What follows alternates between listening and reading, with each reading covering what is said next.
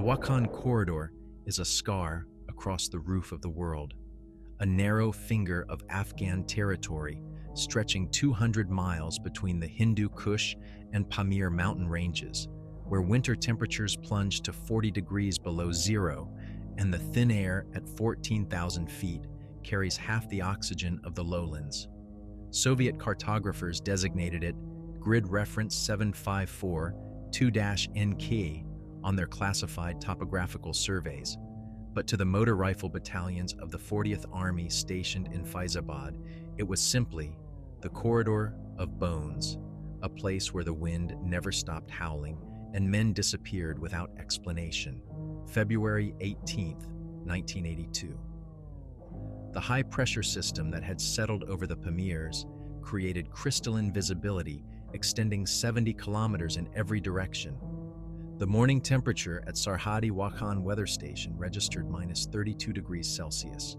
The wind, normally a constant presence that could knock a man off his feet, had dropped to an eerie calm that the Soviet Meteorological Service would later classify as anomalous beyond statistical parameters. Senior Lieutenant Dmitry Volkov stood in the communications bunker at Sarhad-e-Wakhan, studying the encrypted transmission that had arrived from Tactical Operations Center Minerva at 0347 hours Moscow time. A former journalism student from Leningrad with sharp features weathered by 3 tours in the high mountains, Volkov possessed the kind of analytical mind that made his superiors nervous and his subordinates loyal. His classified assessment files contained something that should have troubled the GRU Intelligence Directorate more than it apparently did: detailed accounts from Kyrgyz herders about things that moved in formation across ridgelines where no human could survive, about the sound of engines and radio chatter echoing from valleys where no roads existed. The herders called them Yeti, but not the crude Western conception of ape-like creatures shambling through forests. These were something far more disturbing: the restless spirits of warriors condemned to march eternally through the thin air and howling winds, visible only in peripheral vision or through binoculars at extreme range. They appeared as pale figures, maintaining military formations, moving with purpose across terrain that would kill any living thing in minutes. Most unsettling were the reports of Soviet equipment, pieces of vehicles, ammunition, personal gear, appearing in places where no military force had ever operated, as if materialized from the mountain air itself. Volkov had compiled these accounts into document number GRU 7542-NK001, noting with professional concern that illiterate nomads were providing detailed descriptions of military equipment and procedures they should never have encountered. The T-55 tank tracks pressed into permafrost at locations accessible only by helicopter. The 7.62mm cartridge cases scattered across glacial moraines where no Soviet unit had conducted live-fire exercises. The radio transmissions on frequencies that had been abandoned since the Khrushchev era, crackling through the static with call signs from units that officially did not exist. The mission parameters outlined in Operations Order 1982-047 appeared routine to anyone without Volkov's specialized knowledge. Convoy designation Zulu 77 would consist of 4 vehicles: 2 BTR-60PB armored personnel carriers, 1 BRDM, 2 reconnaissance vehicle, and a single GAZ-66 supply truck loaded with winter rations and ammunition for the forward observation posts scattered along the Chinese border. The route followed Maintenance Road 7, a barely navigable track that paralleled the Wakhan River for 63 kilometers before terminating at the easternmost checkpoint near Bozai Gumbaz. What made this convoy different was its personnel roster. 23 men from the 108th Motor Rifle Division's most experienced Arctic warfare specialists, soldiers who had survived multiple rotations in the killing cold of the high mountains. These were men who could distinguish between altitude sickness and genuine anomalies, between the tricks that wind and thin air played on the mind and actual threats that defied rational explanation. Men like Senior Sergeant Pavel Kedrov, the radio operator whose steady voice had guided evacuation helicopters through blizzards that grounded all other aircraft.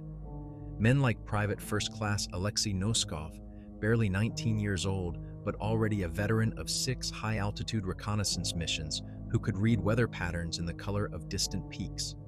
The convoy's departure from Sarhadi Wakhan occurred precisely at 0829 hours, 11 minutes ahead of schedule.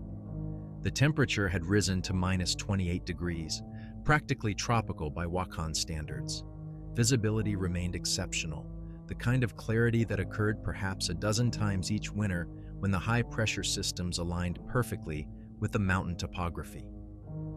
Radio operator Kedrov transmitted their initial position report at 0912 hours from grid reference 7542-NK-237, 18 kilometers northeast of their starting point.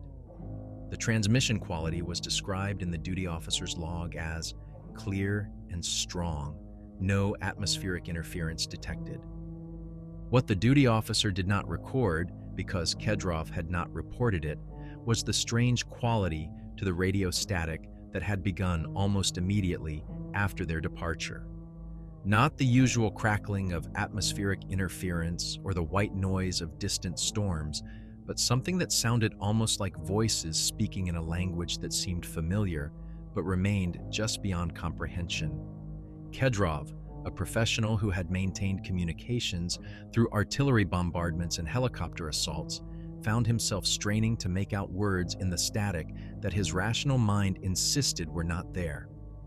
The last confirmed communication from Convoy Zulu 77 came at 0957 hours, a routine position update indicating they were proceeding on schedule toward Checkpoint Alpha. The transmission ended abruptly mid-sentence as Kedrov was reporting, "Weather conditions remain stable, visibility excellent, no contact with..." The radio went silent. Not the clean silence of a switched-off transmitter, but the profound quiet that came when electronic equipment simply stopped functioning, as if the very electromagnetic spectrum had been drained from the air. By 1400 hours, when the convoy had failed to report their arrival at Checkpoint Alpha, the duty officer at Sarhadi Wakhan began systematic attempts to re-establish contact.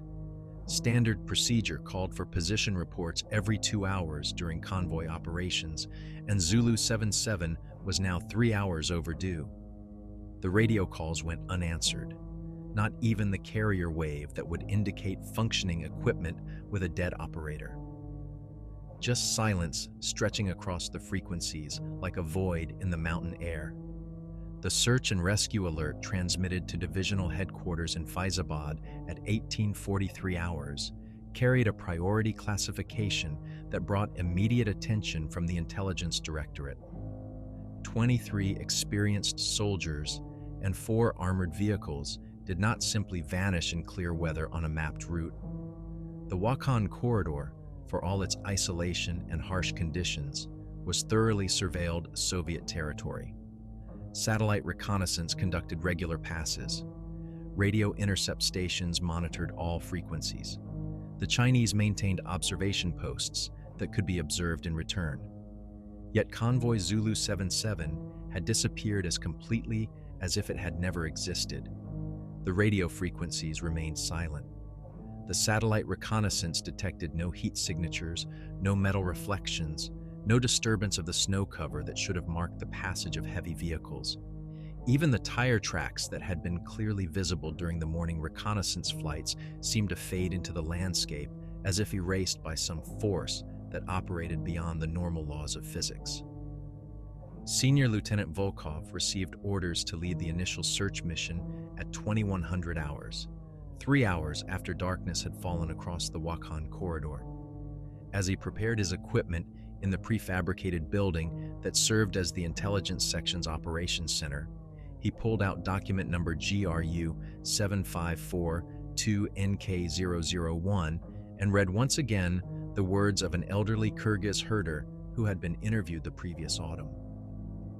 "The mountains remember everything," the old man had said through the interpreter.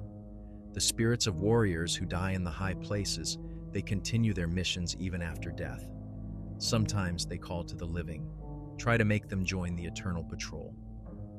Smart men do not answer when the dead call their names on the radio. The wind had begun to pick up outside, rattling the communication cables and causing the electric lights to flicker. In a few hours, Volkov would lead his search team into the corridor where 23 Soviet soldiers had vanished without trace. Somewhere in the darkness ahead, the radio frequencies carried only silence, but the herders' stories suggested that silence in the Wakhan corridor was never really empty. It was filled with voices that should not exist, calling across the years from missions that had never officially ended. Senior Lieutenant Volkov's search team assembled in the motor pool while stars still blazed overhead in the thin mountain air. The temperature had dropped to -36 degrees during the night, cold enough to freeze diesel fuel in unheated engines and turn exposed metal into flesh-welding traps for the unwary. Each man's breath formed ice crystals that fell to the ground with tiny crystalline sounds, the only noise breaking the profound silence that seemed to press against the corrugated metal walls of the garage. The search team consisted of 12 men, veterans selected not just for their Arctic warfare experience, but for their psychological stability under extreme conditions. Senior Sergeant Yuri Marchenko, the team's medic, had served in Afghanistan since the initial invasion and possessed the kind of steady competence that kept men alive when standard procedures failed. At 34, he was old enough to have seen action in other theaters, experienced enough to recognize when situations moved beyond normal parameters. His medical kit contained not just standard battlefield supplies, but stimulants and psychological stabilizers that weren't officially part of Soviet military pharmacology. The team's heavy weapons specialist, Corporal Viktor Suzlov, had earned his reputation during the defense of Khost the previous year, when his RPG-7 had disabled 3 Mujahideen vehicles in a single engagement. More importantly for this mission, Suzlov possessed an almost supernatural ability to maintain crew-served weapons in subarctic conditions, keeping machine guns and rocket launchers functional when other equipment failed from cold and altitude. His kit included tools and lubricants that technically violated regulations, but had proven essential for operations above 4,000 meters.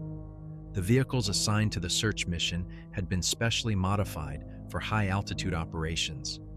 2 BRDM-2 reconnaissance vehicles equipped with additional radio equipment and cold-weather survival gear, plus a single BTR-60PB that carried the team's heavy equipment and served as a mobile command post. Each vehicle mounted additional fuel tanks, backup communication systems, and emergency heating units that could keep men alive for 72 hours in case of breakdown. The modifications had been implemented based on lessons learned from earlier operations in the Wakhan, operations that had resulted in casualties from exposure rather than enemy action. Volkov's mission briefing took place in the same prefabricated building where he had received the initial search orders, but now the walls were covered with topographical maps marked with grid references, elevation data, and weather patterns specific to the route that Convoy Zulu 77 had followed.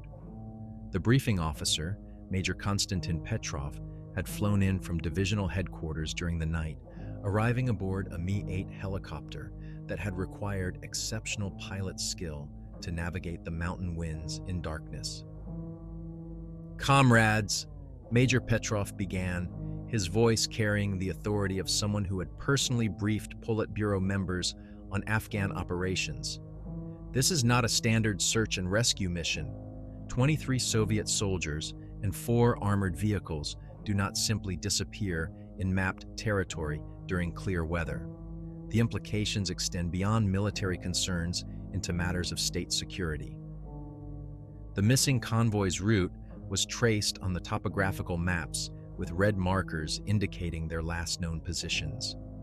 Checkpoint Alpha, where they should have arrived by 1200 hours the previous day, remained unmanned and showed no signs of recent activity. Checkpoint Bravo, their next scheduled stop, had reported no radio contact or visual sightings. Most puzzling, the Chinese observation posts along the eastern border had detected no movement in the areas where the convoy should have been visible during daylight hours. Weather conditions remained stable, Major Petrov continued, consulting meteorological data transmitted from Kabul. Visibility excellent, winds light and variable, no precipitation expected for the next 48 hours. Temperature range from -28 to -42 degrees Celsius. These are not conditions that would cause experienced drivers to lose control or abandon their vehicles. What Major Petrov did not mention, because it was not included in the official briefing materials, were the reports that had been filtering into divisional intelligence from other units operating in the region. Strange radio transmissions on frequencies that should have been silent. Equipment malfunctions that defied technical explanation. Most disturbing, accounts from helicopter pilots of seeing vehicle lights moving across terrain where no roads existed, formations that maintained perfect spacing and direction even when observed through night vision equipment. The search pattern assigned to Volkov's team would retrace the convoy's route, kilometer by kilometer, conducting detailed reconnaissance of every position where vehicles might have left the main track. Standard procedure called for teams to remain in radio contact at 15-minute intervals, with mandatory position reports every hour. Emergency protocols included immediate extraction if any team encountered conditions beyond their capability to handle. Senior Sergeant Marchenko raised a concern that had been troubling several team members. "Comrade Lieutenant, what are our rules of engagement if we encounter insurgent forces? The missing convoy was well armed, but if Mujahideen captured them, they might use our people as bait for a larger ambush." Volkov consulted his written orders, classified documents that outlined contingencies for various scenarios. "We are authorized to use all necessary force to recover Soviet personnel. However, initial reconnaissance suggests this may not be a conventional enemy action. Our primary mission is information gathering, not combat operations." The team's radio operator, Sergeant First Class Dmitry Kozlov, had served in the same capacity during operations in the Panjshir Valley and understood the critical importance of maintaining communications in hostile territory. His equipment load included not just the standard R123M radio, but also backup transceivers, signal flares, and emergency beacons that could guide rescue helicopters to their position. More significantly, Kozlov had been briefed on the unusual radio phenomena that other units had reported in the Wakhan region. "Comrade Lieutenant," Kozlov said during the equipment inspection, "I've been monitoring the frequencies that Convoy Zulu 77 was using. There's been intermittent traffic, but not standard Soviet communications protocol. The transmissions are weak, heavily distorted, but the call signs match units that should be maintaining radio silence." This revelation added another layer of complexity to an already unprecedented situation. Soviet radio discipline was absolute during operations in contested territory. Units did not break communication silence without authorization, and certainly not to transmit garbled messages on frequencies that could be monitored by Pakistani intelligence services. Yet Kozlov's logs showed at least 6 instances of brief transmissions using call signs assigned to the missing convoy. The team's departure was scheduled for 0700 hours. 30 minutes after sunrise provided enough light for safe navigation through the mountain terrain. Each man carried survival equipment sufficient for 72 hours of independent operation, plus specialized gear for conducting search operations in Arctic conditions. Night vision devices, avalanche transceivers, climbing equipment, and emergency shelter materials that could mean the difference between survival and death if vehicles became disabled in the killing cold. As the search team conducted final equipment checks, word came through the communications center that divisional headquarters had received additional reports of missing personnel. 3 separate reconnaissance patrols operating in different sectors of Badakhshan province had failed to report at scheduled intervals. All were experienced units with records of successful operations in high-altitude environments. All had been operating in areas that local populations considered culturally or religiously significant. Volkov absorbed this information while supervising the loading of additional ammunition and emergency supplies into the BTR-60PB. The pattern suggested something beyond normal combat casualties or weather-related incidents. Enemy action might account for one missing unit, equipment failure might explain another, but the simultaneous disappearance of multiple experienced formations indicated factors that were not covered in standard Soviet military doctrine. The final element of the mission briefing involved cultural intelligence provided by the division's ethnographic section. The Wakhan corridor had been inhabited by Kyrgyz nomads for centuries before the establishment of modern national boundaries, and their traditional knowledge of the region often proved more accurate than official maps. According to documented interviews, the nomads maintained detailed oral histories about specific locations that should be avoided during certain weather conditions or times of year.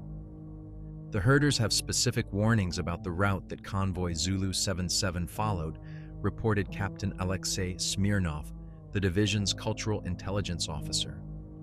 They describe sections of the valley where the dead walk in formation and where iron spirits call to living soldiers. While we obviously cannot take such superstitions literally, the locations they identify as dangerous correspond closely with areas where we've experienced equipment failures and communication difficulties. At 0658 hours, as the search team prepared to depart Sarhad-e-Wakhan, radio operator Kozlov detected another burst of distorted transmission on the missing convoy's frequency. The signal lasted approximately 8 seconds, long enough to record but too brief and garbled for complete analysis. Computer analysis would later suggest that the transmission contained fragments of standard Soviet military terminology, but the voice characteristics showed anomalies that defied technical explanation. The morning air carried the smell of diesel exhaust and hot metal as the search vehicles warmed their engines. In 2 minutes, Senior Lieutenant Volkov would lead his team into the Wakhan corridor, following the track where 23 Soviet soldiers had vanished without trace. Behind them, the communication bunker continued monitoring radio frequencies for any sign of the missing convoy. Ahead lay 63 kilometers of terrain that might hold answers or might claim additional victims to whatever force operated in the corridor of bones. The last entry in the duty officer's log before the search team's departure noted wind conditions as calm with intermittent gusts from unknown source.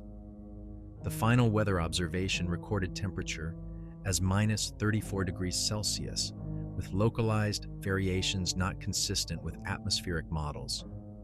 In 15 minutes, those same atmospheric anomalies would begin affecting the search team's equipment in ways that Soviet military science could not explain. Senior Lieutenant Volkov's search team moved out from Sarhad-e-Wakhan at precisely 0700 hours, their 3 vehicles carving dark tracks through snow that had remained undisturbed since the previous convoy's passage. The reconnaissance vehicles led the formation, their amphibious hulls riding high on oversized tires designed for traction in loose sand but equally effective on packed snow and ice. Behind them, the armored command vehicle followed at regulation spacing, its 8 wheels distributing the weight of additional radio equipment and survival gear across the frozen ground. The morning light revealed a landscape that seemed carved from crystal and shadow. The Wakhan River, reduced to a narrow channel of black water meandering between ice shelves, provided the only reference point in a valley floor that stretched 8 kilometers from the southern peaks of the Hindu Kush to the northern slopes of the Pamirs. Soviet engineers had designated this route as Maintenance Road 7, but calling it a road required considerable optimism. In reality, it was little more than a track worn by decades of military traffic, marked by occasional concrete barriers and communication poles that disappeared into the distance like a line of crucifixes.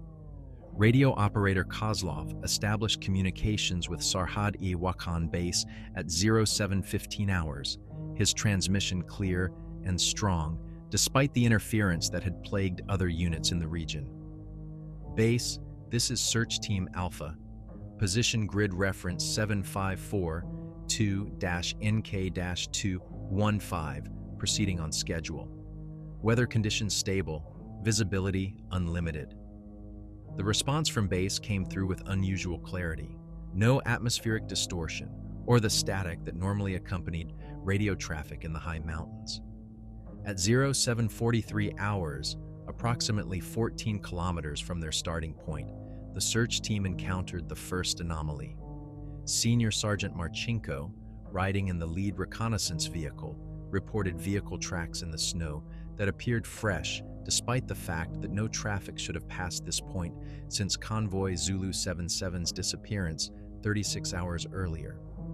The tracks showed the distinctive tread pattern of armored personnel carrier wheels, deep impressions that indicated vehicles carrying full loads, but they diverged from the main route at an angle that led toward terrain impassable for wheeled vehicles. Volkov ordered the formation to halt while he examined the tracks personally. The impressions were indeed fresh, the edges sharp and clearly defined, showing none of the wind erosion that would be expected after even a few hours of exposure. More puzzling, the tracks seemed to lead directly toward a steep ravine that dropped 40 meters to a boulder field below. No vehicle could have negotiated such terrain, yet the wheel marks continued to the very edge of the drop-off and appeared to resume on the far side of the ravine, impossible as that seemed. Comrade Lieutenant, Marchenko reported, his breath forming ice crystals in the minus 34-degree air. These tracks were made by vehicles identical to our missing convoy. Same tire configuration, same spacing between axles, same load distribution patterns. But the direction makes no tactical sense. Volkov studied the terrain through binoculars, following the track marks as they led away from any possible route toward the scheduled checkpoints. The impressions continued across terrain that would challenge a mountain climber on foot, much less armored vehicles weighing 8 tons each. Yet there they were, clearly visible in the snow, as if the laws of physics had been temporarily suspended to allow the passage of the missing convoy. The team's radio equipment began exhibiting the first signs of the electromagnetic anomalies that had been reported by other units. Kozlov's attempts to contact base resulted in transmissions that seemed to echo back, with a delay that suggested the radio waves were traveling much farther than the actual distance to Sarhad-e-Wakhan. More disturbing, the echoes contained additional voices speaking Russian, fragmentary communications that used proper military protocol, but referred to units and positions that did not appear on any current operational maps. At 0821 hours, while examining a section of track where the missing convoy should have made a scheduled halt, Corporal Suslov discovered evidence that challenged every assumption about the disappearance. Scattered across an area of approximately 50 square meters were personal items that clearly belonged to Soviet soldiers, cigarette butts, food wrappers, ammunition cartridge cases, even a military-issue wristwatch that had stopped at 0947 hours the previous day. The items appeared to have been recently discarded, showing no signs of weathering despite their exposure to subarctic conditions. Most significant was a torn page from a standard-issue field notebook, the kind carried by radio operators for recording transmission logs. The page contained entries in radio operator Kedrov's handwriting, documenting communications that had never been reported to base. The final entry, written in increasingly unsteady script, read, "Strange voices on backup frequencies. Call signs from units that were disbanded years ago. Something following us. Vehicles in formation but no engine sounds. Comrade Volkov says maintain radio silence, but voices getting stronger." This revelation created a contradiction that defied rational explanation. According to official records, radio operator Kedrov had made no reference to unusual radio traffic during his final transmission. Yet here was documentary evidence in his own handwriting, describing phenomena that suggested the missing convoy had encountered something beyond normal operational parameters. The timestamp on the final entry showed 0955 hours the previous day, 8 minutes before Kedrov's last confirmed radio contact with base. The search team's vehicles began experiencing the mechanical difficulties that would become a recurring theme in the Wakhan corridor. Engine temperatures fluctuated wildly despite steady outside air temperature. Fuel consumption increased beyond calculated parameters, and electrical systems showed power drain that suggested short circuits in wiring that tested as fully functional. Most concerning, the vehicle's heating systems began producing air that smelled faintly of sulfur and ozone, as if the atmosphere itself had been chemically altered. Sergeant Kozlov's radio monitoring equipment detected increasing levels of electromagnetic activity on frequencies that should have been silent. The signals showed characteristics unlike any known Soviet transmission protocols, with carrier waves that seemed to pulse in patterns suggesting intelligent origin but following no recognizable communication standards. Computer analysis would later show that the signals contained mathematical sequences that corresponded to no known encryption methods, yet displayed organizational structure that indicated purposeful transmission rather than random atmospheric interference. At 0904 hours, while the search team investigated a communication pole that showed signs of recent maintenance despite being located in an area where no engineering units had operated, they encountered their first direct evidence of the supernatural elements that would define this investigation. Private First Class Alexei Noskov, the team's youngest member, reported seeing figures moving across a ridgeline approximately 2 kilometers to the south. Through binoculars, the figures appeared to be soldiers in Soviet winter uniforms, moving in standard tactical formation across terrain that satellite reconnaissance had confirmed as impassable. "Comrade Lieutenant," Noskov reported, his voice carrying the tension of someone trying to reconcile what he was seeing with what his training told him was possible. "I count 8 figures, possibly more. They're maintaining proper spacing and moving with purpose, but they're traversing a slope that shows 60-degree gradient on the topographical maps. No human formation could maintain cohesion on that terrain." Volkov examined the ridgeline through his own binoculars, scanning the area where Noskov had indicated. The slope was indeed too steep for normal military movement, consisting of loose scree and exposed rock faces that would challenge experienced mountaineers using specialized equipment. Yet there was movement visible against the snow, dark shapes that maintained formation and direction despite the impossible terrain they were crossing. The figures appeared to be wearing standard Soviet winter uniforms, greatcoats, and fur hats that were regulation issue for high-altitude operations.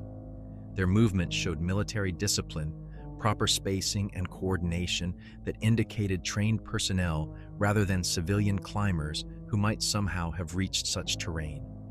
Most disturbing, the formation appeared to be following a route that would bring them into direct contact with the search team's position within approximately 30 minutes. Radio contact with Sarhad-e-Wakhan base became increasingly difficult as atmospheric interference intensified.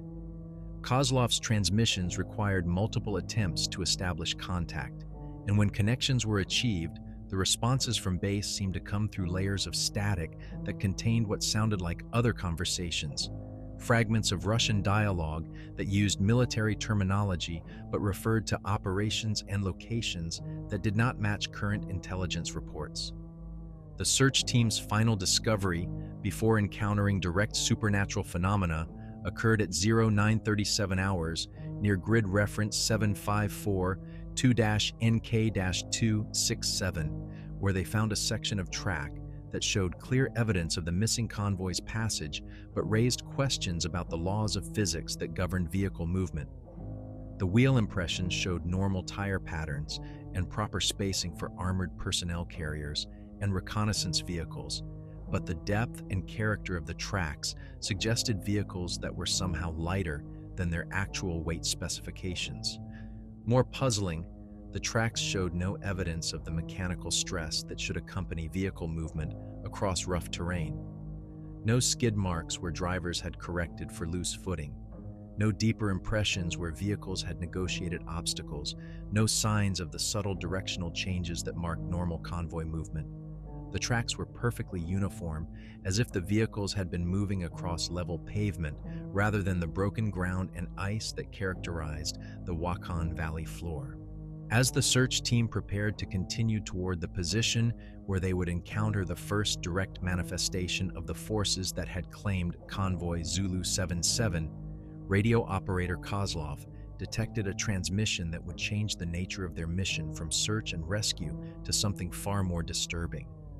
At 0941 hours, his equipment received a clear, strong signal on the missing convoy's assigned frequency. The transmission lasted 47 seconds and was recorded in its entirety. The voice was unmistakably that of radio operator Kedrov, using proper call signs and communication protocols. But Kedrov was reporting position updates for a route that led through terrain the search team could observe directly, terrain that showed no signs of vehicle passage and would be impassable for wheeled military vehicles. Even more disturbing, Kedrov's transmission referred to weather conditions that did not match the clear, stable atmospheric patterns that had persisted for the past 48 hours. The transmission that radio operator Kozlov recorded at 0941 hours would later be classified at the highest levels of Soviet military intelligence, but in the moment, it simply represented the impossible made audible. Pavel Kedrov's voice came through the static with crystalline clarity, reporting position updates that placed his convoy in locations the search team could observe directly. Empty terrain, unbroken snow, no vehicle tracks, no heat signatures, no disturbance of the landscape that should mark the passage of 4 heavy military vehicles. "Base, this is Zulu 77. Kedrov's voice crackled through the radio with none of the atmospheric interference that had plagued other communications. Position grid reference 754-2-NK-281, proceeding to checkpoint Alpha as ordered. Weather conditions deteriorating, visibility dropping to 300 meters. Request permission to reduce speed and extend interval between vehicles." Volkov grabbed the radio handset from Kozlov, his training overriding the impossibility of what he was hearing. "Zulu 77, this is Search Team Alpha. Report your actual position. We are observing grid reference 7542-NK-281 and see no vehicles in your reported location." The response came immediately, Kedrov's voice showing no recognition that 36 hours had passed since his convoy's disappearance. "Search Team Alpha, unknown call sign. This frequency is restricted to Convoy Zulu 77 operations. Suggest you verify your authorization before transmitting on tactical frequencies." Through his binoculars, Volkov could see the exact grid coordinates that Kedrov was reporting. A stretch of valley floor covered with unmarked snow, bounded by steep slopes that showed no signs of recent disturbance. The weather conditions Kedrov described bore no relationship to the clear visibility and stable atmospheric patterns that had persisted throughout the morning. Yet the radio transmission continued with matter-of-fact precision, as if reality itself had fractured along frequencies measured in megahertz. "Comrade Lieutenant," Sergeant Marchenko called from his position near the lead reconnaissance vehicle. "We have visual contact with personnel moving across the valley floor. Range approximately 800 meters, bearing 270 degrees. Volkov swung his binoculars toward the coordinates Marchenko had indicated and found himself observing a scene that challenged every assumption about the nature of existence. Soviet soldiers in winter uniforms were clearly visible through the magnified optics, moving in standard tactical formation across terrain that showed no footprints, no disturbance of the snow cover, no evidence that human beings had ever passed through the area. The figures appeared solid and three-dimensional, casting shadows that fell at angles consistent with the morning sun, moving with the deliberate pace of infantry conducting a route march in difficult conditions. Their uniforms matched regulation winter issue, greatcoats buttoned against the cold, weapons carried at the proper angle, spacing maintained with the precision that indicated veteran troops rather than conscripts. Yet they moved across the landscape without touching it, their passage leaving no trace in snow that recorded the tracks of every bird and small mammal in the valley. Count 12 personnel in formation, Volkov reported to his team while maintaining visual contact through the binoculars. Standard winter uniforms, weapons visible, movement consistent with tactical doctrine, but no ground disturbance visible at their position. Private Noskov, monitoring the formation through a spotting scope mounted on the command vehicle, provided additional details that deepened the mystery. Comrade Lieutenant, I can identify individual facial features through the scope. These are not atmospheric phenomena or tricks of light. I'm observing actual human faces, expressions, even seeing breath vapor in the cold air. But the snow beneath their feet shows no compression.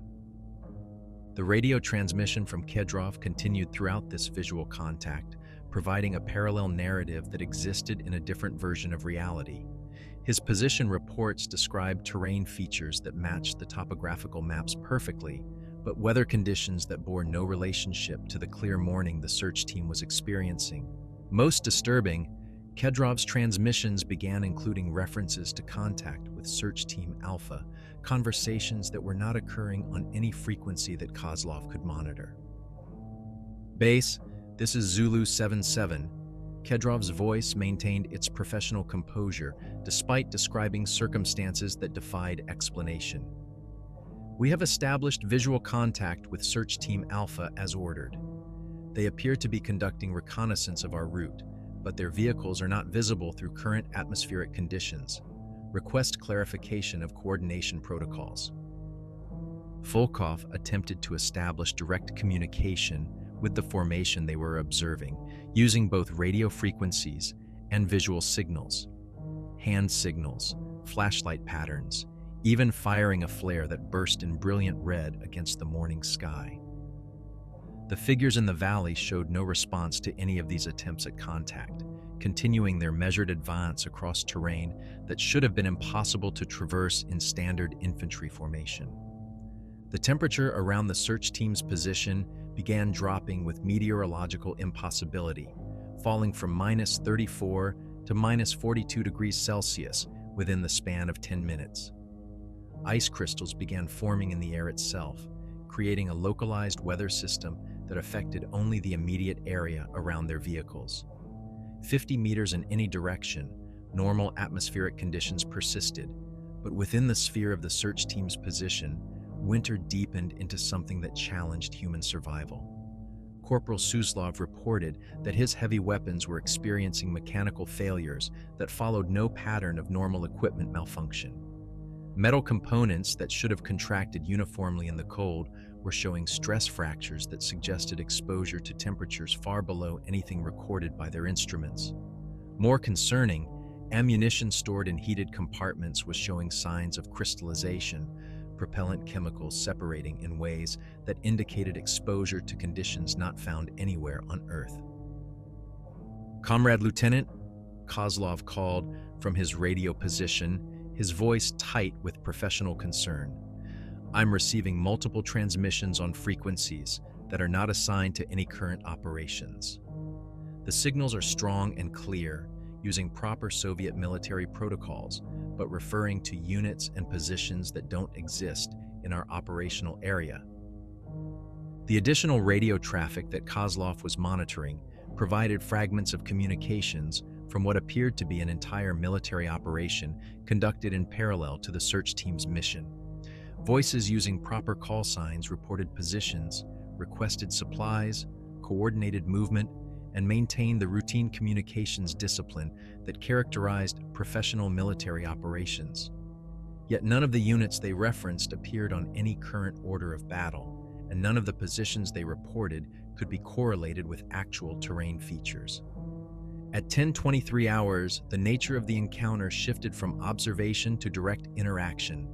The formation of soldiers that had been advancing across the valley floor altered their route to approach the search team's position directly. Their movement remained soundless and left no traces in the snow, but their intent became unmistakably purposeful.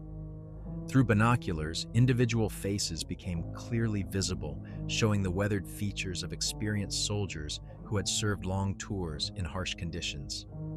The lead figure in the formation raised his hand in a gesture that any Soviet soldier would recognize, the standard signal for a halt and request for recognition.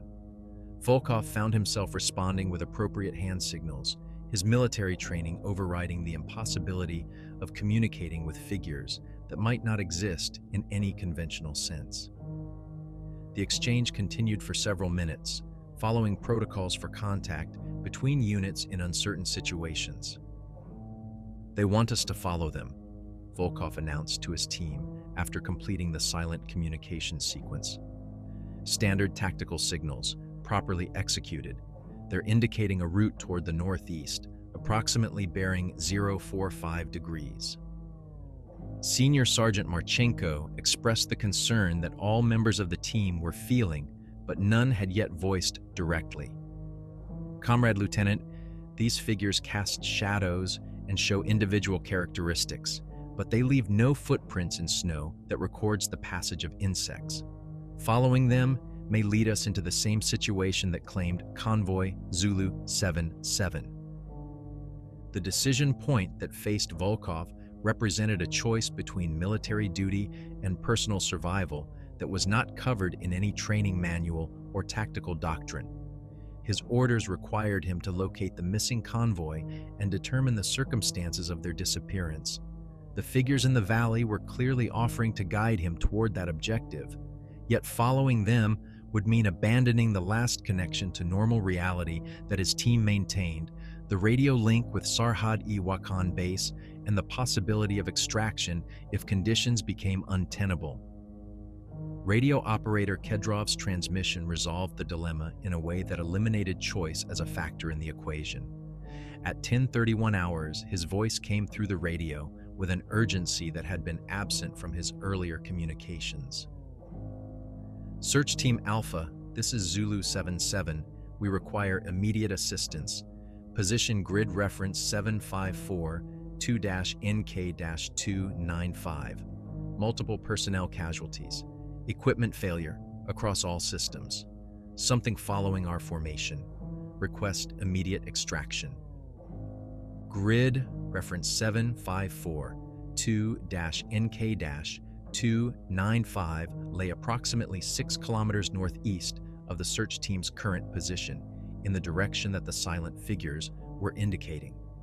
The coordinates placed Kedrov's convoy in terrain that satellite reconnaissance had confirmed as impassable for wheeled vehicles, yet his transmission showed none of the atmospheric distortion that should accompany radio signals transmitted from such terrain. Most disturbing, his request for assistance was being directed to a search team that officially did not exist in Kedrov's timeline, a formation that had been organized only after his convoy's disappearance. The figures in the valley began moving again, their pace increasing to a rate that would require the search team to engage their vehicles if they intended to maintain contact. Their route led directly toward the coordinates that Kedrov had transmitted, across terrain that would challenge tracked vehicles and might prove impassable for the wheeled armored cars that comprised Volkov's formation.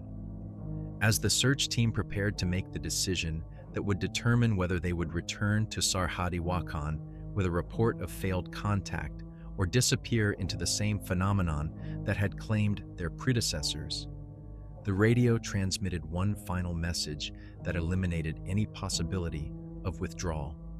Kedrov's voice, now showing signs of stress that suggested his situation was deteriorating rapidly, provided coordinates and a plea that no Soviet officer could ignore.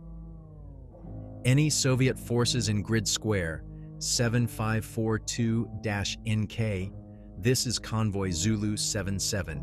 We are under attack by forces that do not respond to conventional weapons. 23 Soviet personnel require immediate assistance. We cannot hold this position much longer." Senior Lieutenant Volkov gave the order that would seal his team's fate at 10:34 hours. his voice carrying the authority of Soviet military training, even as he led 12 men into terrain that existed outside the normal laws of physics. All vehicles, follow my lead. Maintain tactical spacing.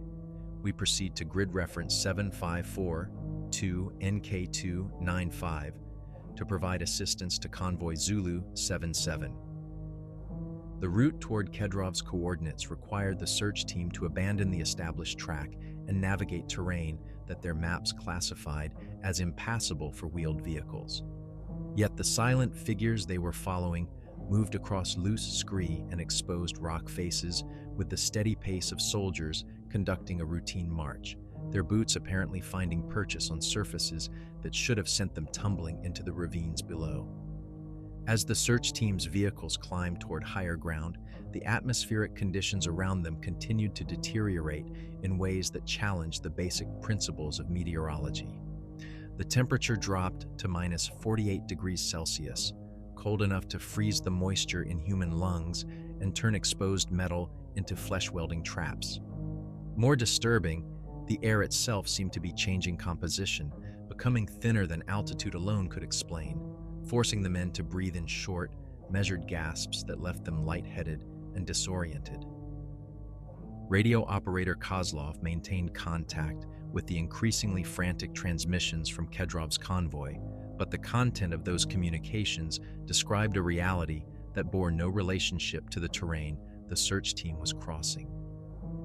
Kedrov reported being under attack in a valley system that the topographical maps showed as a solid ridge of granite peaks, describing enemy positions that should have been located inside several thousand tons of solid rock. Zulu 77 to any Soviet forces. Kedrov's voice crackled through static that seemed to carry other voices, fragments of Russian dialogue that used military terminology from different eras. We are taking fire from positions that appear to be inside the mountain itself. Standard weapons ineffective. Request immediate artillery support on coordinates I am transmitting. The coordinates that followed placed the requested fire mission inside the search team's current position, a target location that would have required the artillery to shell the very ground they were traveling across. Yet through the radio static, the sound of explosions could be heard clearly, detonations that created no seismic effects on the terrain the search team was actually crossing, but seemed to be occurring in a parallel dimension of the same location. At 10:57 hours, the search team crested a ridge that should not have existed according to their topographical maps, and found themselves overlooking a scene that belonged to no earthly battlefield. The valley below contained the remains of Convoy Zulu 77, 4 Soviet armored vehicles arranged in a defensive perimeter that followed proper tactical doctrine. Smoke rose from their engines, weapons were deployed in all directions, and human figures moved between the vehicles with the purposeful activity of soldiers conducting combat operations. Yet the valley they were observing was not the same terrain that their maps indicated should exist at these coordinates.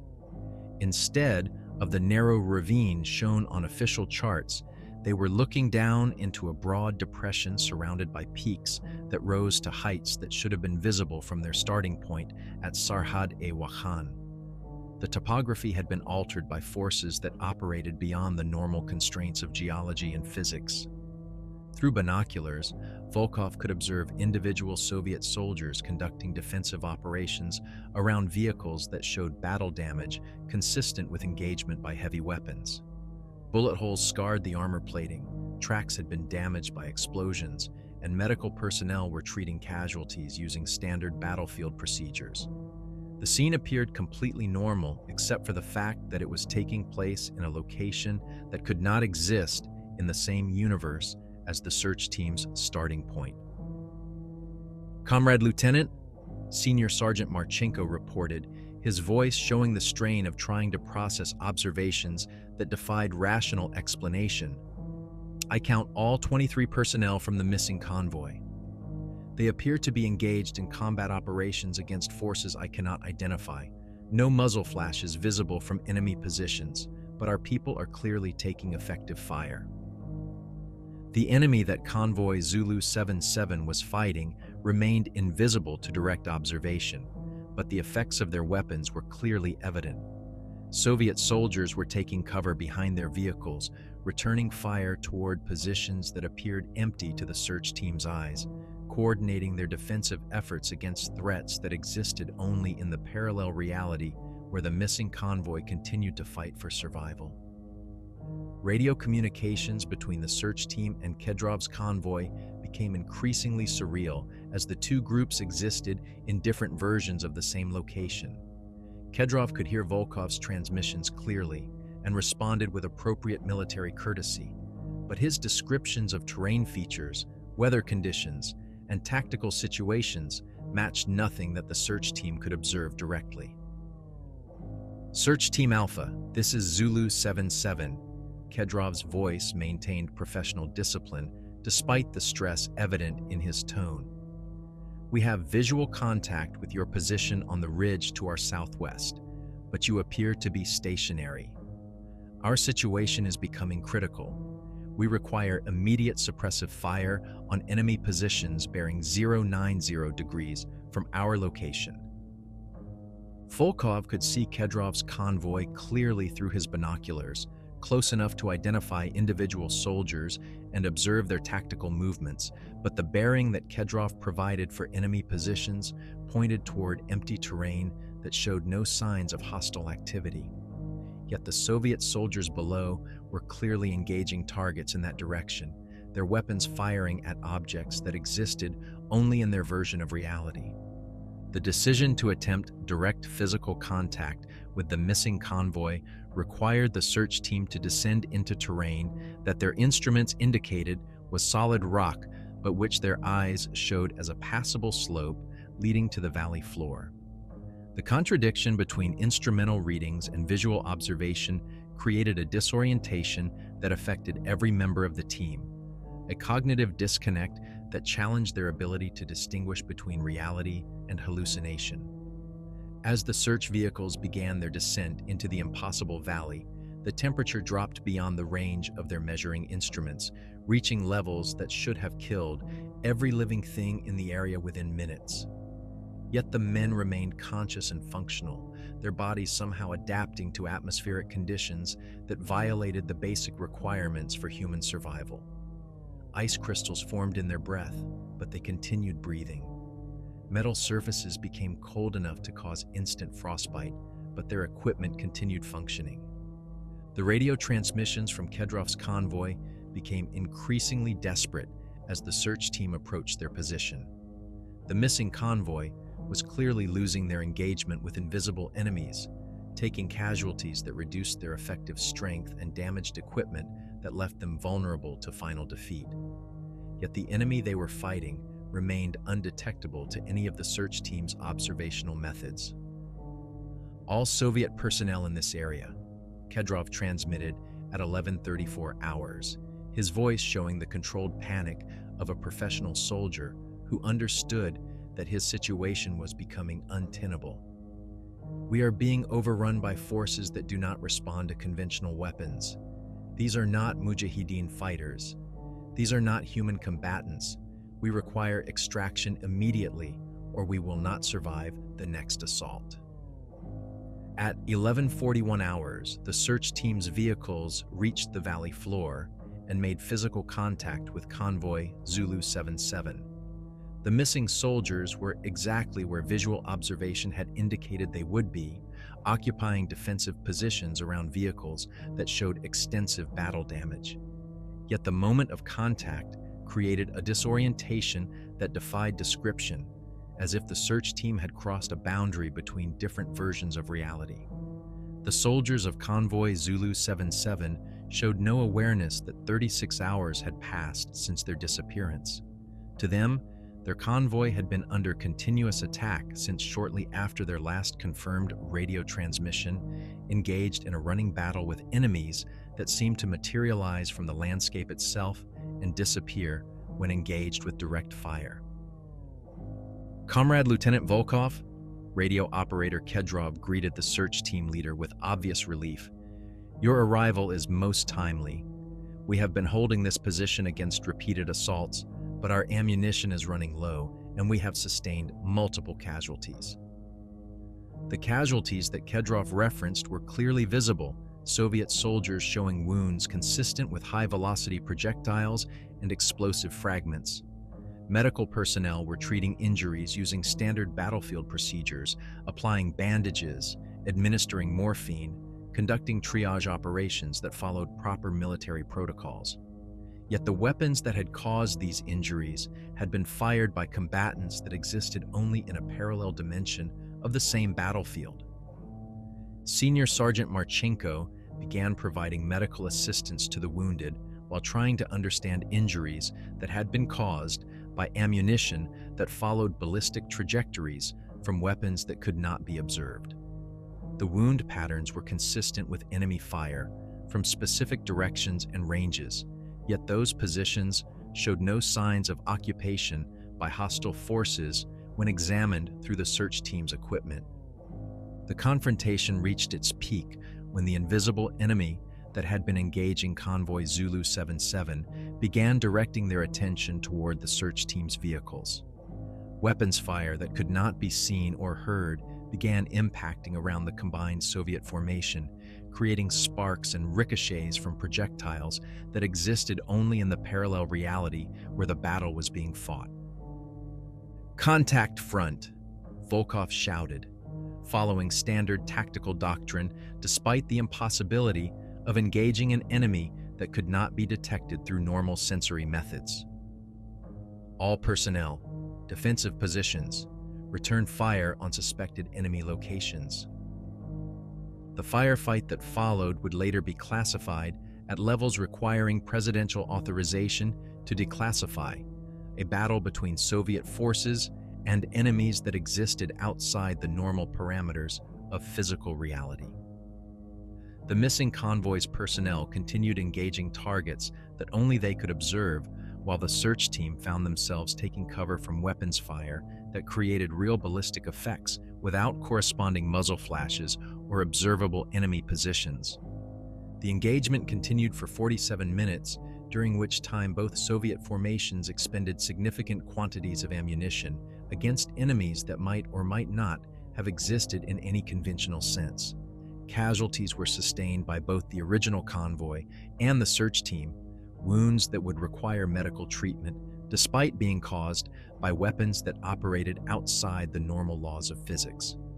As the battle reached its climax, radio operator Kozlov detected a transmission that would provide the key to understanding the true nature of their situation, a communication that came not from Soviet military frequencies, but from sources that predated the establishment of the Soviet Union by decades.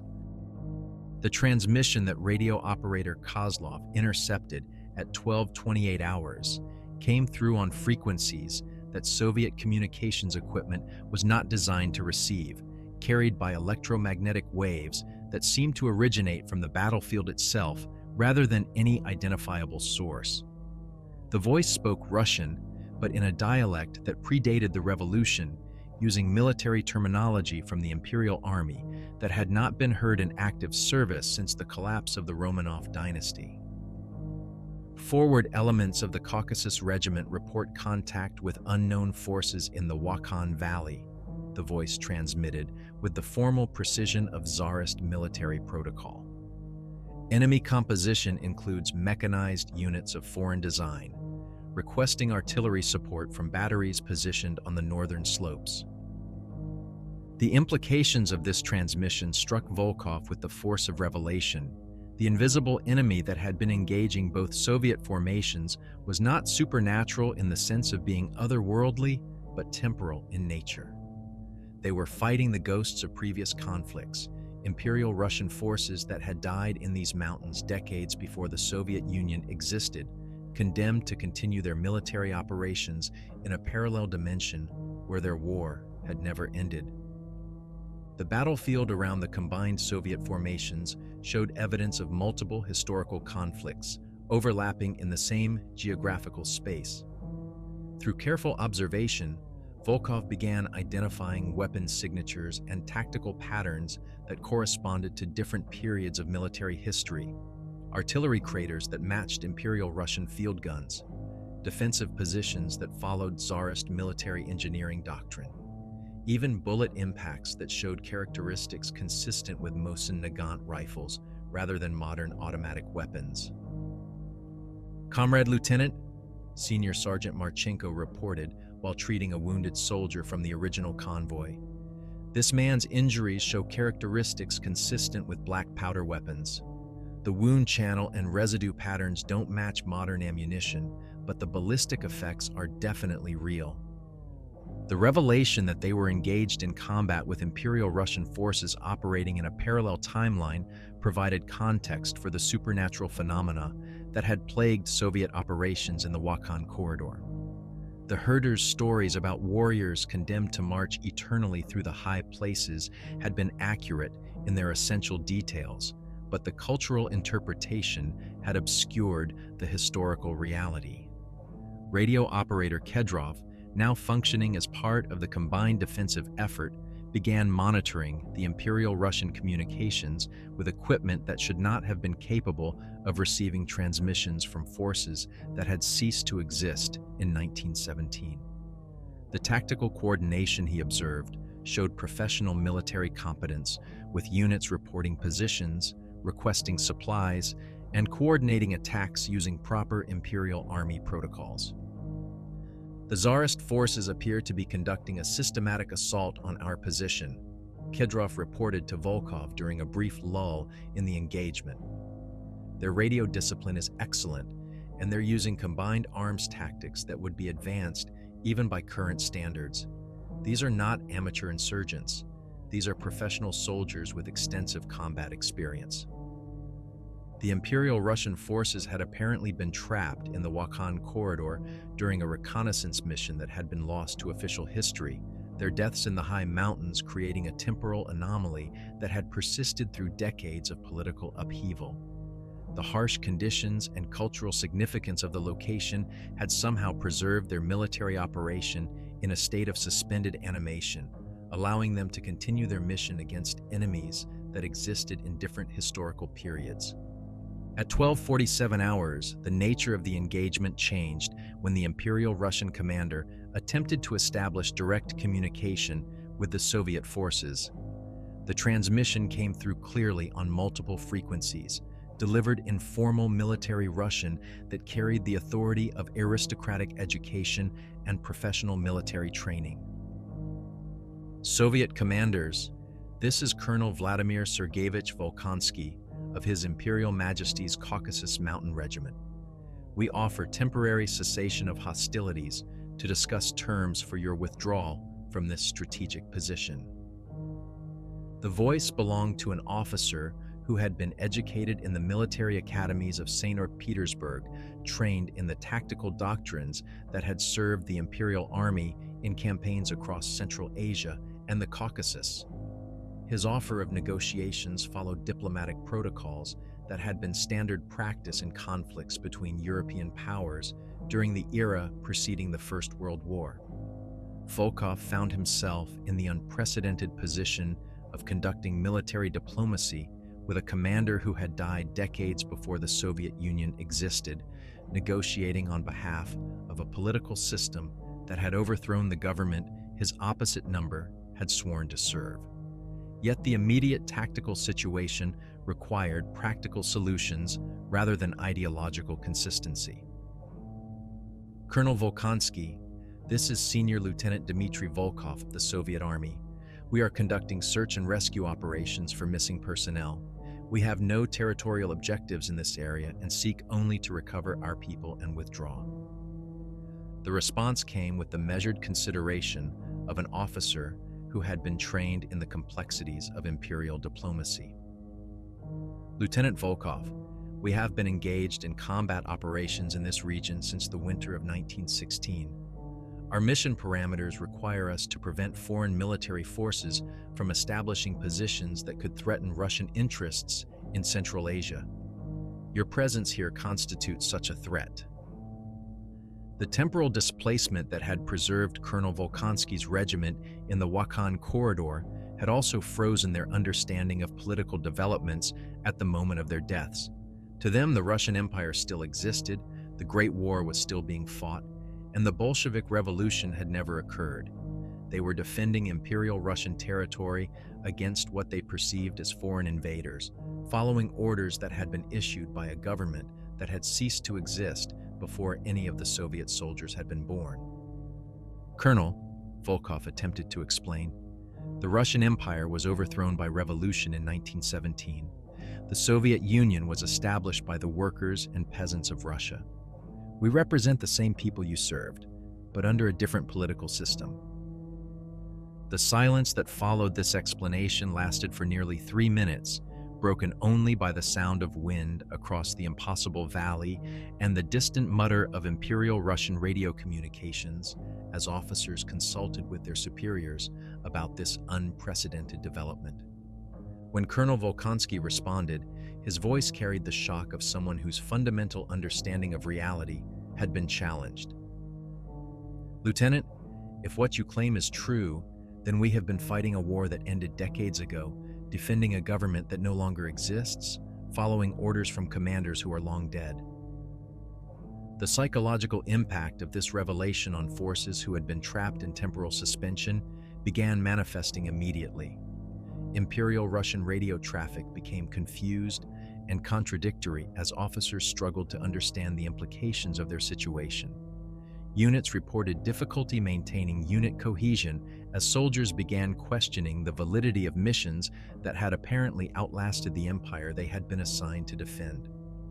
At 19 hours, Colonel Volkonsky transmitted an offer that provided a solution to the tactical situation while acknowledging the broader historical complexities that had created the conflict. Lieutenant Volkov, I propose a mutual withdrawal. Your forces will return to your starting point, and we will cease offensive operations against Soviet personnel in this region. The Wakhan corridor will be considered neutral territory, off-limits to military operations by any Russian government, Imperial or Soviet. The agreement that followed represented the first ceasefire negotiated between Imperial Russian and Soviet forces, a diplomatic accommodation between governments separated by decades of historical development, but united by their common origins in Russian military tradition. The terms were simple. Both formations would withdraw from the valley simultaneously. Neither would claim territorial control over the disputed area, and future operations in the region would be conducted with respect for the supernatural forces that maintain the temporal boundary. The withdrawal began at 13:47 hours, with both Soviet formations moving toward their original route, while Imperial Russian forces retreated toward positions that existed only in their parallel dimension of the same terrain. The process required careful coordination to prevent renewed contact between forces that existed in different historical periods but occupied the same geographical space. As the combined Soviet formations reached the ridge where they had first observed the impossible valley, radio operator Kozlov detected the final transmission from Colonel Volkonsky's regiment. The message was addressed not to the Soviet forces, but to Imperial Russian command authorities that had ceased to exist in 1917, a position report that would never be received by commanders who had died in the revolution or fled into exile. Regimental Headquarters. This is Colonel Volkonsky. Mission parameters have changed due to political developments beyond our operational area. Request new orders regarding defense of Imperial Russian interests in Central Asia. The response, if it came, would be transmitted across frequencies that bridged not just geographical distance, but historical time, carried by electromagnetic waves that operated outside the normal constraints of physics and politics. In the Wakhan corridor, where the dead continued their eternal patrol, even radio communications could transcend the boundaries between past and present. By 14:30 hours, the search team had reached terrain that existed unambiguously in the present timeline, leaving behind the valley, where Imperial Russian forces continued their mission in defense of an empire that lived only in their frozen memories. Behind them, the impossible topography began reverting to the configurations shown on Soviet topographical maps, the parallel dimension where Colonel Volkonsky's regiment conducted their operations, fading back into the realm of legend and herders' warnings. The debriefing at Sarhad-e-Wakhan began 17 minutes after the combined Soviet formations returned to normal terrain, conducted by intelligence officers who had arrived aboard a Mi-8 helicopter from divisional headquarters while the search operation was still in progress. Major Petrov's questions followed protocols designed for situations that challenged the fundamental assumptions of Soviet military doctrine, but no training manual had prepared him for reports of diplomatic negotiations with Imperial Russian forces that had been dead for 66 years. Senior Lieutenant Volkov's written report, submitted under classification levels that required approval from the Ministry of Defense, focused on the successful recovery of Convoy Zulu 77's personnel while acknowledging environmental anomalies that defied conventional explanation. The document avoided specific references to temporal displacement or supernatural phenomena, instead describing atmospheric conditions that created unusual electromagnetic interference and terrain features not accurately reflected in current topographical surveys. The 23 soldiers of the original convoy showed no awareness that 36 hours had passed during their disappearance. To them, the engagement with Imperial Russian forces had lasted approximately 4 hours, a running battle that had moved across terrain they described in detail, but which bore no relationship to the geographical features that existed in the present timeline. Medical examination revealed injuries consistent with weapons that had not been manufactured since before the First World War, wounds that required treatment despite being caused by ammunition that should not have existed. Radio operator Kedrov's transmission logs, confiscated immediately upon his return to base, contained entries that documented communications with units that had never been part of Soviet order of battle. His handwriting showed increasing deterioration as the recordings progressed, suggesting psychological stress that accompanied prolonged exposure to temporal anomalies. The final entries were barely legible, consisting mostly of grid coordinates and fragmentary phrases in archaic Russian that predated modern military terminology. Within 48 hours of the incident, all personnel who had participated in either the original convoy mission or the subsequent search operation were transferred to different units scattered across the Soviet military system. Official records indicated routine personnel rotation, but the transfers followed patterns designed to prevent the formation of groups that might discuss classified experiences. Volkov was reassigned to a motor rifle battalion stationed in the German Democratic Republic. Kedrov was transferred to communications duties at a base in the Kazakh Soviet Socialist Republic. The Wakhan corridor was designated as a restricted military zone under classifications that placed it beyond the operational authority of regional commanders. Future missions in the area required approval from Moscow, with operational parameters that avoided the specific grid references where the temporal anomalies had been documented. Soviet ethnographers were tasked with conducting comprehensive interviews with local populations, gathering detailed accounts of supernatural phenomena that were to be preserved in classified archives rather than dismissed as primitive superstitions. Dr. Yuri Petrov, a specialist in Central Asian folklore attached to the Ministry of Defense's Cultural Intelligence Directorate, was assigned to analyze the relationship between documented supernatural encounters and historical military operations in the region.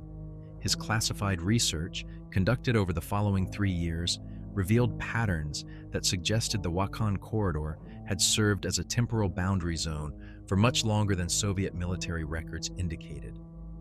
Archives in Leningrad contained fragmentary records of Imperial Russian military operations in the Pamirs during the winter of 1916 to 1917, including references to a reconnaissance regiment that had been dispatched to investigate reports of British intelligence activities along the Chinese border. The final communication from Colonel Vladimir Sergeyevich Volkonsky's regiment was dated February 23, 1917, a routine position report that provided coordinates corresponding exactly to the location where Soviet forces had encountered temporal anomalies 65 years later. The Imperial Russian Archives had classified Colonel Volkonsky's regiment as missing in action, presumed dead from exposure or enemy contact in terrain too harsh for rescue operations. Investigation into the colonel's background revealed a career military officer educated at the Imperial War College, veteran of campaigns in the Caucasus and Central Asia, awarded the Order of St. George for distinguished service against Turkish forces. His regiment consisted of mountain warfare specialists recruited from Cossack communities with generations of experience in high-altitude operations. Dr. Petrov's analysis of Kyrgyz oral traditions revealed that Herder's accounts of supernatural phenomena in the Wakhan corridor contained specific historical details that should not have been preserved through normal cultural transmission. Descriptions of military equipment, tactical formations, and even individual physical characteristics matched archival records of Imperial Russian forces with accuracy that suggested direct observation rather than folkloric embellishment. The Herder's warnings about warriors who march eternally through the high places took on new significance when viewed as practical intelligence rather than supernatural belief. Their advice about avoiding certain areas during specific weather conditions corresponded precisely to the atmospheric parameters that had triggered temporal anomalies during Soviet operations. Their descriptions of iron spirits that call to living soldiers provided accurate summaries of the radio phenomena that had been documented by multiple Soviet units. Most significantly, the oral traditions contained references to previous encounters between living soldiers and the Eternal Patrol, incidents that appeared to have occurred during British operations in the region during the 1920s and Chinese reconnaissance missions in the 1960s. The Herders described foreign military personnel who had disappeared in the corridor, only to reappear decades later with no awareness that time had passed, their equipment and uniforms unchanged by exposure to conditions that should have destroyed both materials and men. Soviet intelligence services initiated comprehensive research into similar phenomena reported in other regions where Russian military forces had conducted operations under extreme conditions.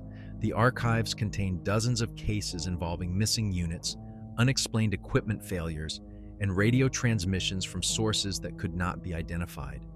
Most had been dismissed as casualties of war or technical malfunctions, but systematic analysis revealed patterns that suggested temporal displacement occurred wherever Russian military forces had died under specific combinations of geographical and meteorological conditions. The research program, classified under designation Project Eternal Watch, was terminated in 1985, following policy changes that emphasized conventional military capabilities over supernatural investigations.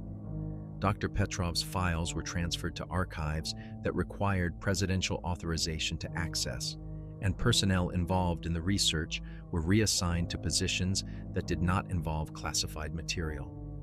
The Wakhan corridor remained a restricted zone throughout the remainder of the Soviet occupation of Afghanistan, with operational boundaries that prevented military units from entering areas where temporal anomalies had been documented. The restriction was maintained through policy changes, command rotations, and the eventual Soviet withdrawal in 1989, justified through security classifications that outlasted the government that had imposed them. Following the collapse of the Soviet Union in 1991, NATO intelligence services obtained access to classified files that documented supernatural encounters in Afghanistan, including the incident involving Convoy Zulu 77. The information was disseminated to alliance members under protocols designed for sharing sensitive military intelligence with operational implications for forces deployed in the region during subsequent conflicts. When American and coalition forces established operations in Afghanistan following September 11, 2001, cultural intelligence officers were briefed on Soviet experiences with unexplained phenomena in remote mountain regions. The briefings emphasized the importance of respecting local warnings about areas that should be avoided, not because of supernatural beliefs, but because of documented evidence that some locations produced effects that could compromise military operations.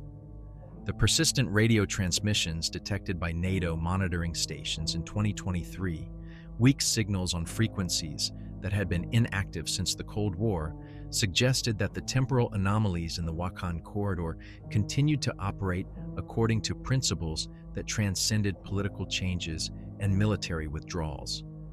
The voices speaking Russian using call signs from units that had been disbanded decades earlier indicated that somewhere in the high places, Soviet soldiers continued their eternal patrol, maintaining watch over territory that existed only in their frozen memories. Dr. Elena Marchenko, daughter of Senior Sergeant Yuri Marchenko, who had served as medic during the search operation, was contacted by NATO intelligence services in 2023 following the detection of radio anomalies in the Wakhan region. Her father had